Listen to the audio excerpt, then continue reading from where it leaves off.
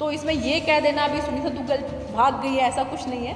मैं उससे पहले हमारे भारतीय जनता पार्टी के वरिष्ठ नेता जगदीश चोपड़ा जी घेरने के लिए सरपंच एसोसिएशन आई थी, उस वक्त आप यहाँ नहीं थे। उन्होंने कहा है कि हम किसी को भी गांव में नहीं घुसने देंगे, ये चैलेंज करके गए। देखिए, मैं आज हमारे बाबा अजीत सिंह जी जो कि कार सेवा के जो हैं प्रमुख थे अपने चिल्ला साहब जो गुरुद्वारा है उसमें, आज उनकी भोग था। मुझे वहाँ जाना था और मैं वहाँ पर थी। बाकायदा हमने सबने वहाँ पर श्रद्धांजलि अर्पित की और मैं पूरा जब तक भोग का पूरा जो है पूरी कार्य प्रणाली जो कुछ है वो संपन्न नहीं हुआ, मैं वहीं पर थी।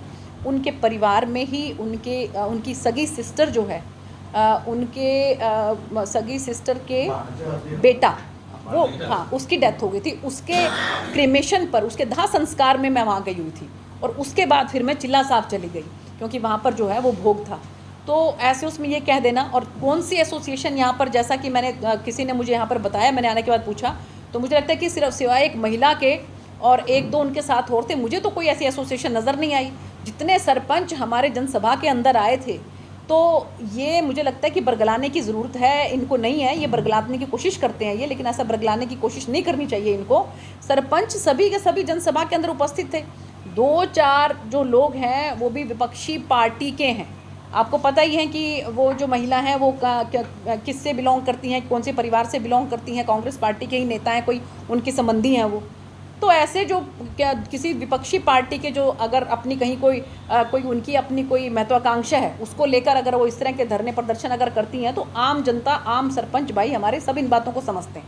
वो कह रहे हैं कि हम भी चुन के आए हैं, गाँव में वोटों से चुन के आए, इसलिए हमारी हक मांग रही है। देखिए, जो अब हरियाणा है, हरियाणा के अंदर आप लोगों के आशीर्वाद से, जनता के आशीर्वाद से लोकसभा में तो 10 के 10 हमारे भारतीय जनता पार्टी के हैं, लेकिन जो विधानसभा है उसमें तो कुछ कांग्रेस के विधायक भी हैं, उसमें भाजपा के विधायक भी हैं, उसमें कुछ दूसरी पार्टियों के विधायक भी हैं। तो चुन के तो वो भी आए हैं।